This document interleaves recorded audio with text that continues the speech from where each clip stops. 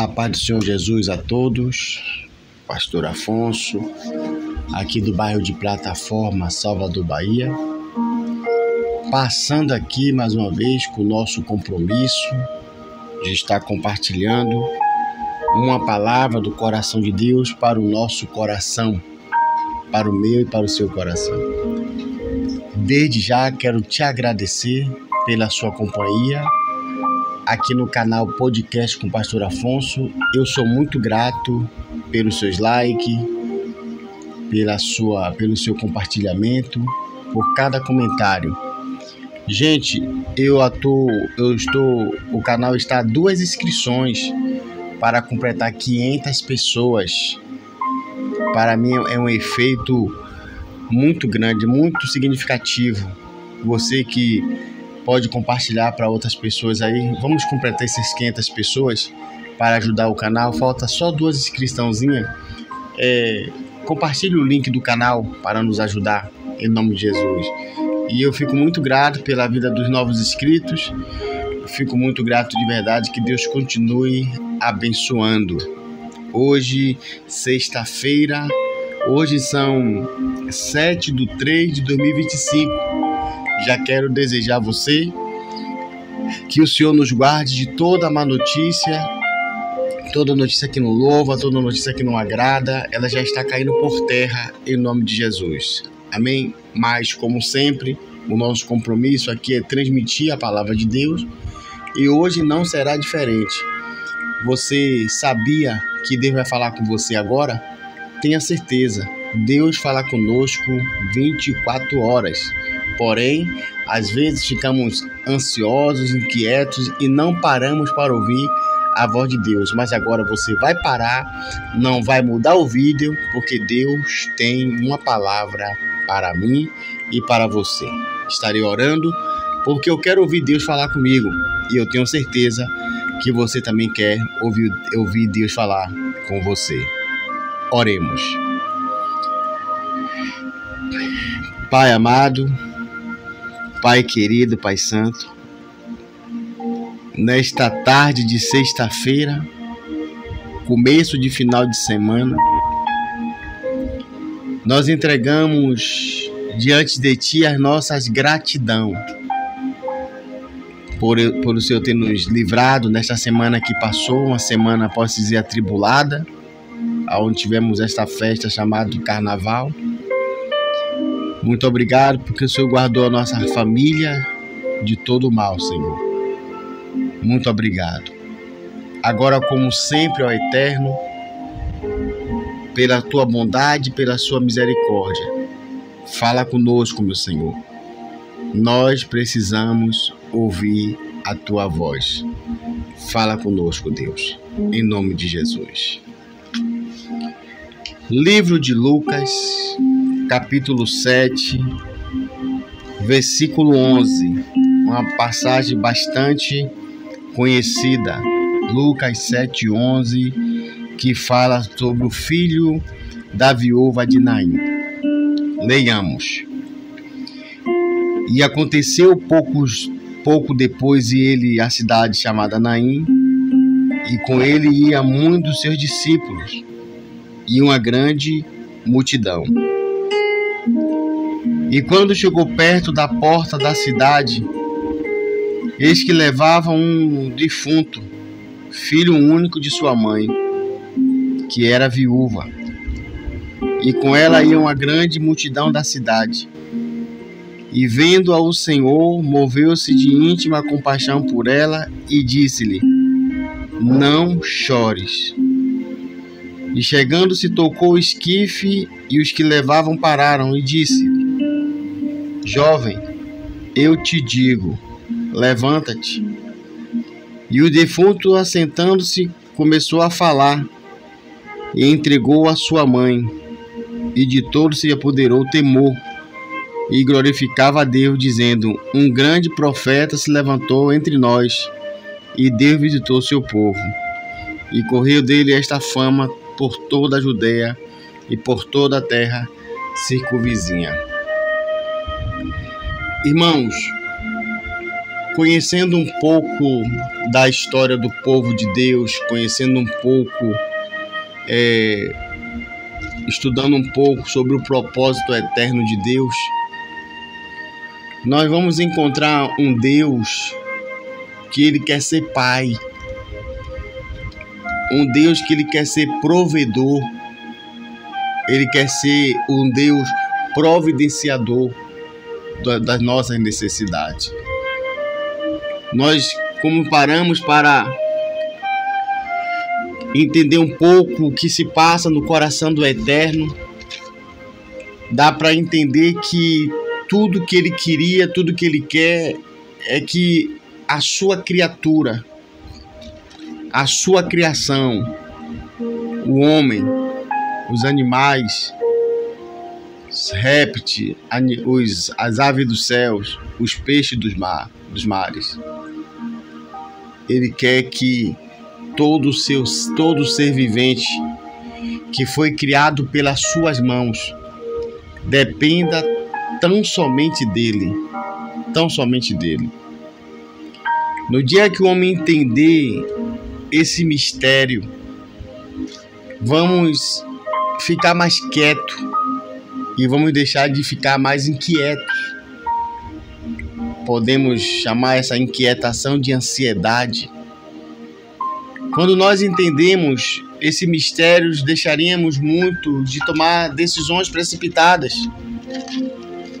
de querer dar um passo à frente de Deus. E o Senhor, Ele é firme nos seus propósitos. Se está desde a eternidade no coração de Deus, de providenciar, de cuidar, de ser o provedor da humanidade, Ele não muda. Deus não muda. E por isso, quando começa a história da humanidade através da história de Noé, de Abraão, vamos encontrar vários fatores a qual podemos entender que Deus, Ele coloca o homem em situação complicada, complexa, para que o homem sempre ele venha entender que não tem por onde correr. Nós somos dependentes dele.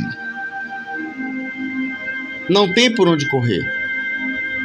Quando nós vemos ele mandando Noé construir a arca, 50 côvados, 30 côvados, depois da arca pronta, a porta tinha 13 côvados, muito alta, e o texto diz que quem fechou a porta foi o Senhor, porque sem cães de fé tiveram dificuldade, com certeza. Quando nós vemos Deus chamando Abraão tinha um irmão chamado Naor.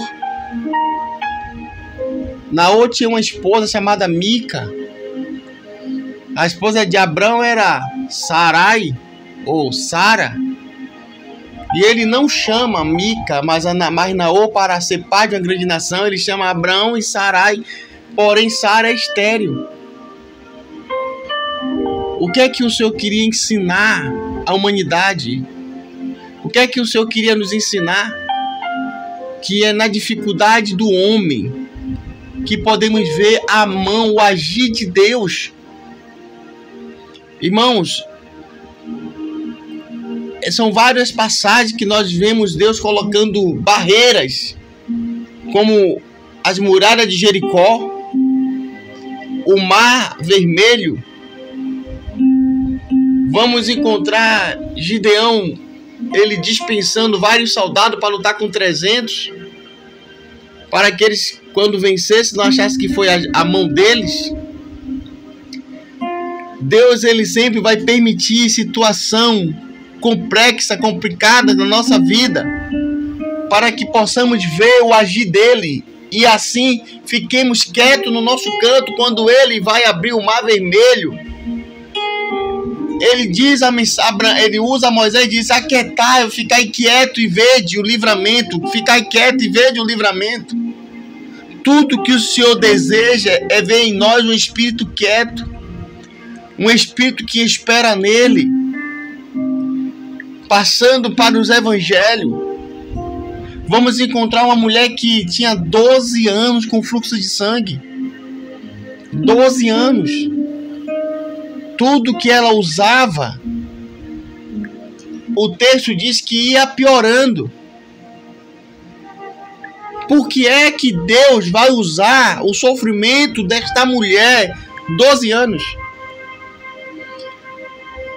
Por que é que ele dá ordem aos peixes sumirem, enquanto Pedro pescou a noite inteira e não pegou nada? Uma mulher que havia 18 anos, encurvada, dentro do culto, mas estava encurvada há 18 anos.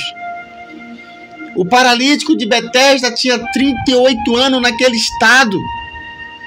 E quando nós olhamos humanamente para essas pessoas, com um olhar mais carinhoso, todos eles estavam sofrendo, gente. Todos eles estavam sofrendo por estar debaixo de um propósito de Deus. Você sabia quem tem certo sofrimento, que é da permissão de Deus, que é um propósito de Deus? Quando os discípulos estavam andando uma vez com ele, encontrou um cego, e eles perguntaram ao Senhor: quem pecou, Senhor? Este ou os pais dele, para que ele nascesse assim? E Jesus respondeu: nem tampouco ele pecou, nem os pais, mas esse nasceu assim para que o nome do Senhor fosse glorificado nele. E o nome do Senhor será glorificado. E agora nós vamos encontrar uma situação a qual nós lemos, que fala de morte. Que fala de morte. Voltando lá para o jardim do Éden, quando Deus ameaça Adão e a Eva